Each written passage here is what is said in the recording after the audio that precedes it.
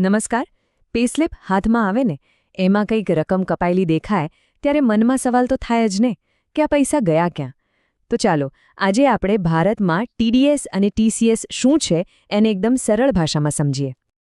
આ સવાલ લગભગ બધાના મનમાં ક્યારેક ને ક્યારેક તો આવ્યો જ હશે કે આપણી મહેનતની કમાણી આપણા હાથમાં આવે એ પહેલાં જ સરકાર એમાંથી પોતાનો હિસ્સો કેમ કાપી લે છે? તો ચાલો આજે આખી સિસ્ટમ છે શું એને જરા નજીકથી જાણીએ. તો આ જે સિસ્ટમ છે ને એનું નામ છે ટીડીએસ એટલે કે ટેક્સ ડિડક્ટેડ એટ સોર્સ. આને તમે એક રીતે સરકારની ટેક્સ માટેની ઈએમઆઈ સ્કીમ ગણી શકો.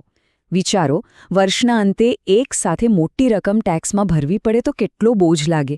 એના બદલે સરકાર શું કરે છે, જ્યાંથી તમારી આવક આવે છે ને ત્યાંથી જ થોડો ટેક્સ કાપી લે છે. જેમ કે તમારી કંપની તમને સેલરી આપે એ પહેલાં જ એમાંથી થોડો ટેક્સ કાપીને સીધો સરકારને જમા કરાવી દે. સિમ્પલ. તો આજે આપણે શું જોવાના છીએ? પહેલાં તો ટીડીએસને બરાબર સમજીશું. પગારદાર લોકો માટે શું નિયમ છે એ જોઈશું. પછી બચત અને લોટરી જેવી જીત પર શું થાય છે એની વાત કરીશું. બિઝનેસ માટેના નિયમો પણ છે. એ પછી આપણે ટીસીએસ શું છે એ સમજીશું. અને છેલ્લે આ બધામાં સૌથી અગત્યની વસ્તુ એટલે કે પેન કાર્ડની ભૂમિકા શું છે એની પર વાત કરીશું. ચાલો તો સૌથી પહેલાં વાત કરીએ એ લોકોની જેમની સેલરીમાંથી દર મહિને ટેક્સ કપાય છે, મતલબ કે નોકરિયાત લોકો.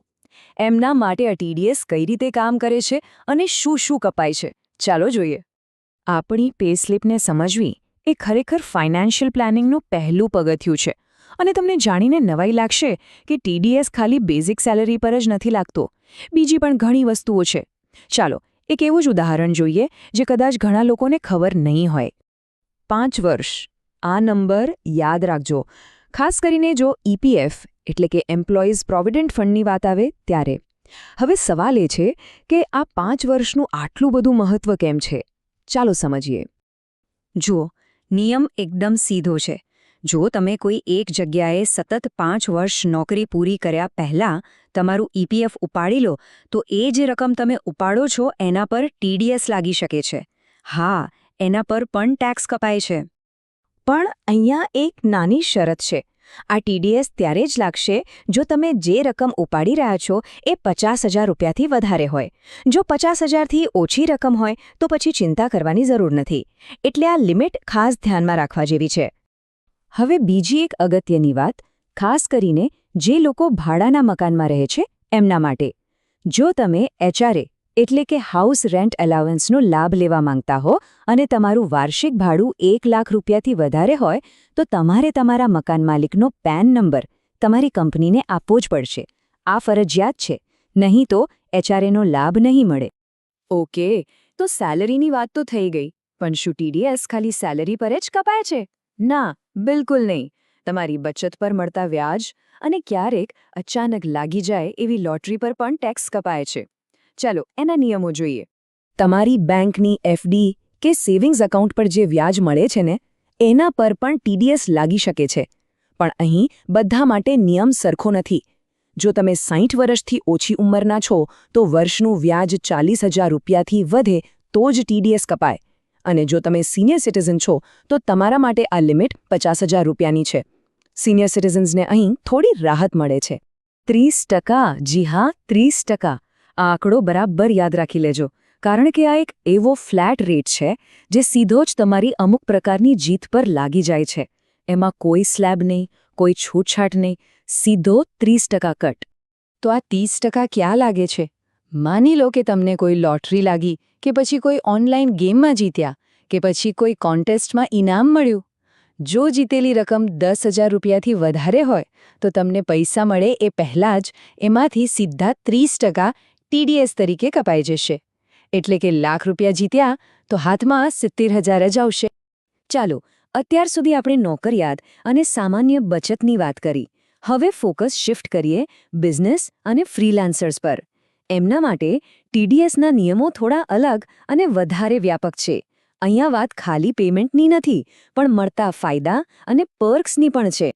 જો તમે કોઈ બિઝનેસ ચલાવો છો અથવા તો ફ્રીલાન્સર તરીકે કોઈને કામ આપો છો તો આ નિયમ તમારા માટે બહુ જ અગત્યનો છે. ધ્યાનથી સાંભળજો. જો તમે કોઈ કોન્ટ્રાક્ટરને એક જ વારમાં 30,000 રૂપિયાથી વધારેનું પેમેન્ટ કરો અથવા તો આખા વર્ષ દરમિયાન કુલ મળીને 1 લાખ રૂપિયાથી વધારેનું પેમેન્ટ કરો તો પેમેન્ટ આપતી વખતે તમારે TDS કાપવો જ પડે. આ તમારી જવાબદારી છે. અને હવે એક મજાની વાત. TDS ખાલી પૈસાના ટ્રાન્ઝેક્શન પર જ નથી લાગતો. ધારો કે કોઈ કંપની પોતાના ડીલરને ટાર્ગેટ પૂરો કરવા પર ફોરેન ટ્રીપ સ્પોન્સર કરે અથવા તો કોઈ ઇવેન્ટની ફ્રી ટિકિટ આપે કે પછી કાર ટીવી જેવી મોંઘી ગિફ્ટ આપે તો આ જે ફાયદા છે એની જે કિંમત થાય એના પર પણ TDS કાપવાનો નિયમ છે. હા, ગિફ્ટ પર પણ TDS. ઓકે, તો અત્યાર સુધી આપણે જે પણ વાત કરી એ હતી TDSની, એટલે કે તમારી આવકમાંથી ટેક્સ કપાય છે.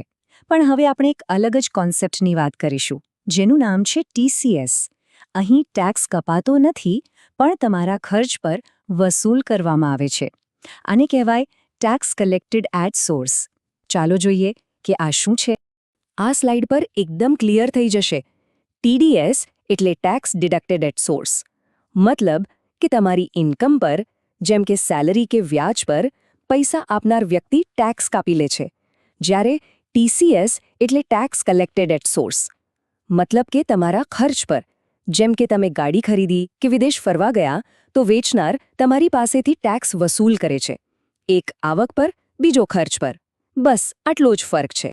7 લાખ રૂપિયા. આ આંકડો સીધો TCS સાથે જોડાયેલો છે, ખાસ કરીને જ્યારે તમે ભારતની બહાર પૈસા મોકલો છો ત્યારે. કેવી રીતે? ચાલો જોઈએ. RBIની એક સ્કીમ છે જેનું નામ છે LRS, એટલે કે લિબરલાઇઝ્ડ રેમિટન્સ સ્કીમ. આ સ્કીમ હેઠળ જો તમે એક જ ફિનાન્શિયલ યરમાં, ભલે ને પછી બાળકોના ભણતર માટે હોય, વિદેશ પ્રવાસ માટે હોય કે પછી કોઈ ઇન્વેસ્ટમેન્ટ માટે હોય, કુલ મળીને 7 લાખ રૂપિયાથી વધારે રકમ ભારતની બહાર મોકલો તો 7 લાખથી ઉપરની રકમ પર TCS લાગુ પડે છે. તો આપણે TDS અને TCS વિશે ઘણી બધી વાતો કરી, પણ આ આખી સિસ્ટમ જે એક વસ્તુ પર ટકેલી છે, જે આ બધાનો આધાર સ્તંભ છે, એ શું છે? એના વગર તો આ બધું કામ જ ન કરી શકે. ચાલો એ ગોલ્ડન રૂલ વિશે વાત કરીએ. અને એ ગોલ્ડન રૂલ છે PAN, એટલે કે પરમેનન્ટ એકાઉન્ટ નંબર. ટેક્સની દુનિયામાં આ 10 આંકડાનો નંબર એક માસ્ટર કી જેવો છે. લગભગ દરેક નાણાકીય તાળું આનાથી જ ખુલે છે. પણ સવાલ એ છે કે PAN આટલું બધું જરૂરી કેમ છે? જુઓ, સૌથી પહેલું અને મોટું કારણ. જો તમે PAN આપો તો તમારો ટેક્સ જે નક્કી કરેલા દરે હોય એ જ કપાય. પણ જો તમે PAN ના આપો તો શું થાય?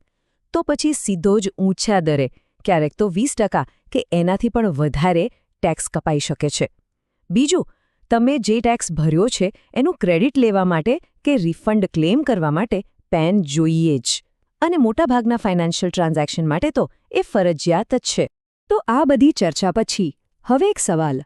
હવે પછી જ્યારે પણ હાથમાં પેસ્લિપ આવશે કે બેંક સ્ટેટમેન્ટ પર નજર પડશે, ત્યારે એવી કઈ નવી વસ્તુ હશે જેના પર ધ્યાન જશે? કઈ એવી ડિટેલ હશે જેને હવે અલગ રીતે જોશો? આશા છે કે આ માહિતીથી તમારા નાણાકીય વ્યવહારોને સમજવામાં થોડી વધારે સ્પષ્ટતા આવી હશે.